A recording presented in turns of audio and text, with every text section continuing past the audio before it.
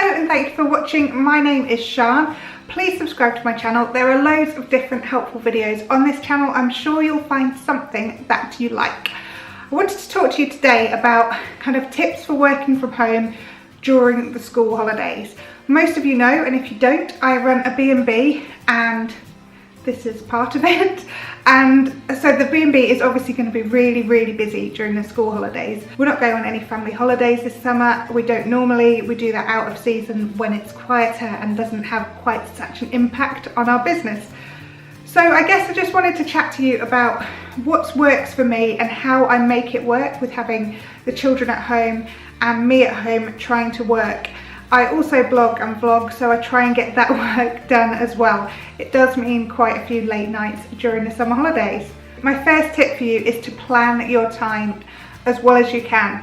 Around about the middle of June, I get out a calendar and kind of write down everything and plan out each week when we've got guests, when we haven't got guests, when the children are doing things, when I'm doing things.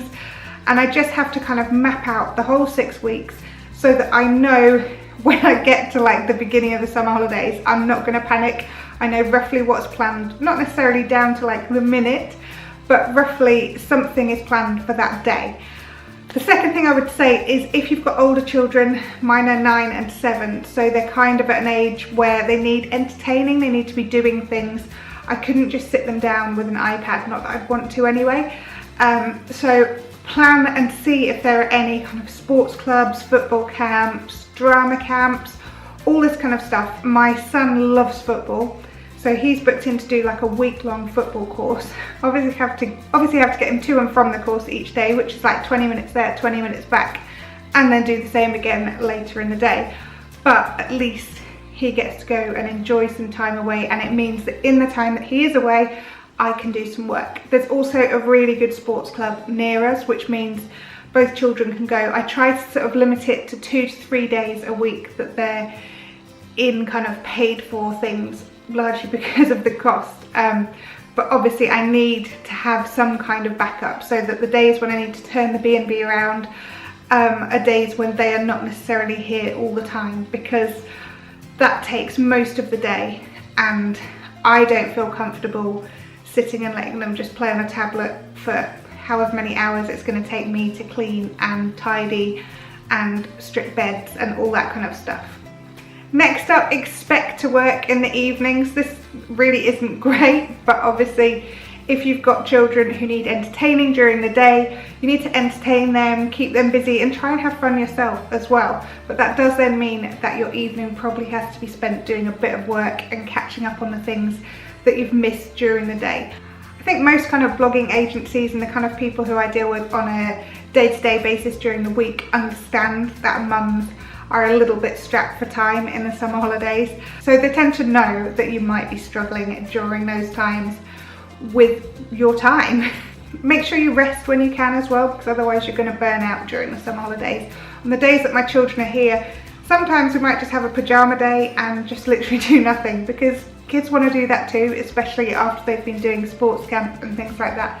So just having a day where you just chill out and do absolutely nothing can be exactly what all of you need, especially if you just leave your pajamas on, bring your duvet down to the sofa and just chill and watch films together and relax. My son isn't particularly good at that. He likes to be doing and he likes to be active, but he is happy to go outside and play football and things like that. Another tip is to try and find some parents who are in a similar boat and go out for days with them if you manage to get a day together, or offer to look after their children and so they will look after your children a different day. Stuff like that where you can kind of really help other people out, but also it helps you out too, is brilliant. Those kind of reciprocal agreements are wonderful if you can find them and manage to get the same kind of day to make it work, which, as we all know, trying to get parents to find one day is really hard. If you can't get any time off or time to go away together like we can't, then maybe put the tent up in a garden and the kids can sleep outside and enjoy it. It's just a bit different, even though you're still at home. It's just something slightly different to do.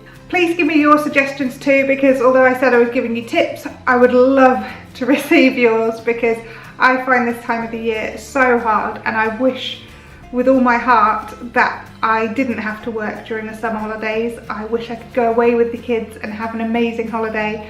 And I get so jealous of the people on Instagram who are like, we're going away in 2 days for 4 weeks. And I'm just like, yay. Yeah, I shouldn't get jealous because that's ridiculous. But I do find myself missing that side of it and wishing that I could get to do that too. So yeah. Okay, I think that's it. If you've enjoyed this video, give us a thumbs up. If you'd like to, please subscribe, and I will see you again soon. Alright, bye.